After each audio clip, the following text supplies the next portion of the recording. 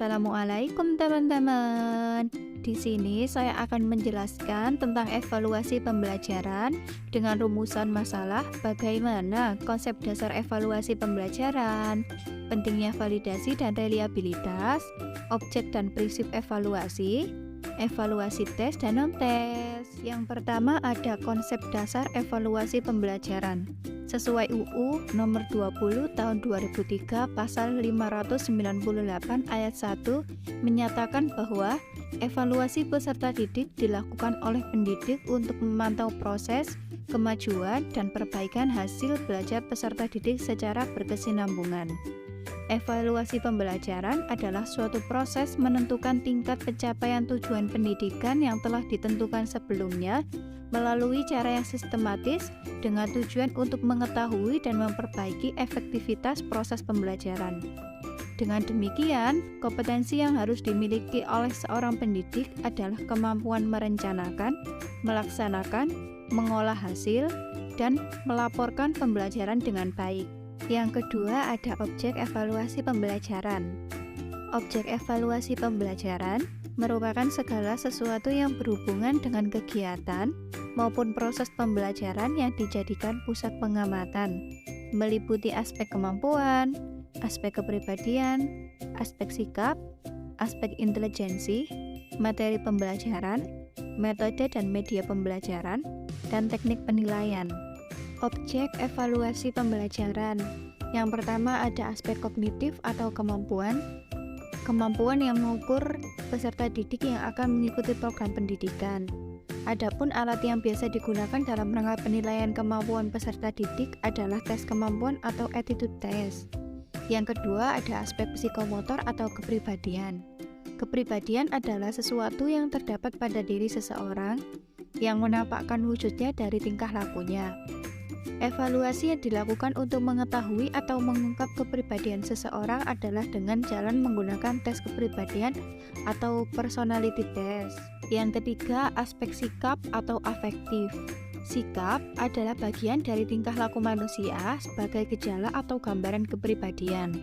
Oleh karena itu, aspek sikap tersebut perlu dinilai atau dievaluasi.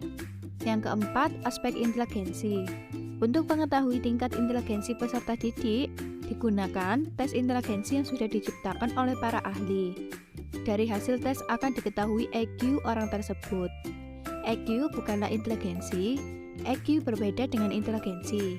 EQ merupakan angka yang memberikan petunjuk tinggi rendahnya inteligensi seseorang. Dan yang kelima ada materi pembelajaran, keenam metode pembelajaran, 7. Sarana dan media pembelajaran, 8. Sistem administrasi sekolah, 9. Guru dan personal lainnya, 10. Teknik penilaian. Yang ketiga ada prinsip evaluasi pembelajaran.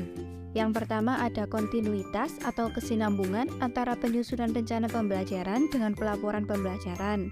Yang kedua ada komprehensif atau keseluruhan yang mencakup semua aspek kognitif, afektif, dan psikomotor. Yang ketiga ada kooperatif yang berkoordinasi dengan guru, wali kelas, kepala sekolah, orang tua, dan siswa. Yang keempat ada praktis, yaitu tidak memakan waktu, biaya, tenaga yang berlebihan. Yang kelima ada objektif. Yang keempat ada pentingnya validitas. Apa sih yang dimaksud dengan validitas? Validitas adalah tingkat kemampuan tes untuk mengukur seberapa akurat alat yang diukur dalam pembelajaran. Ketepatan validitas pada suatu alat diukur tergantung pada kemampuan alat ukur tersebut mencapai tujuan pengukuran yang dihendaki dengan tepat. Sehingga, validitas sangat penting untuk memastikan bahwa alat ukur yang digunakan dapat mengukur apa yang hendak diukur dengan benar. Alat ukur yang valid akan memiliki tingkat kesalahan yang kecil, sehingga angka yang dihasilkan dapat dipercaya sebagai angka yang sebenarnya atau angka yang mendekati keadaan yang sebenarnya. Yang kelima ada pentingnya reliabilitas. Reliabilitas adalah suatu teknik untuk mengukur sejauh mana alat ukur yang digunakan dapat menghasilkan hasil yang konsisten. Pentingnya reliabilitas dalam evaluasi pembelajaran yaitu untuk menunjukkan sejauh mana suatu alat ukur dapat dipercaya atau dapat diandalkan. Yang keenam ada evaluasi tes dan non-tes. Pada evaluasi pembelajaran, untuk mengukur anak afektif dan psikomotor biasanya menggunakan teknik non-tes. Sedangkan untuk mengukur anak kognitif menggunakan teknik tes. Tes merupakan evaluasi yang dilakukan dengan memberikan sekumpulan pertanyaan yang digunakan untuk mengetahui pengetahuan, kemampuan, bakat, dan kepribadian seseorang. Teknik penilaian yang dilakukan menggunakan tes, contohnya tes tulis dan tes lisan. Kemudian non-tes. Non-tes merupakan evaluasi yang dilakukan dengan cara pengamatan secara menyeluruh dan sistematis yang digunakan untuk mengukur hasil belajar yang berkenaan dengan pengetahuan dan kemampuan, terutama yang berhubungan dengan apa yang dapat dibuat atau dikerjakan oleh peserta didik dari apa yang diketahui atau dipahaminya.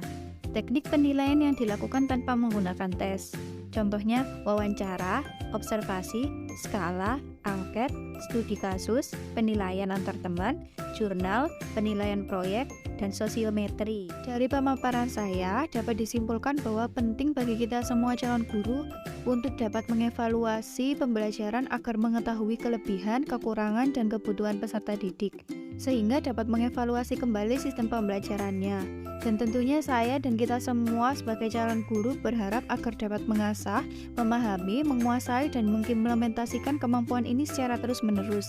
Dan juga saya mohon maaf apabila ada salah kata, dan saya mengucapkan terima kasih atas perhatiannya teman-teman. Wassalamualaikum warahmatullahi wabarakatuh.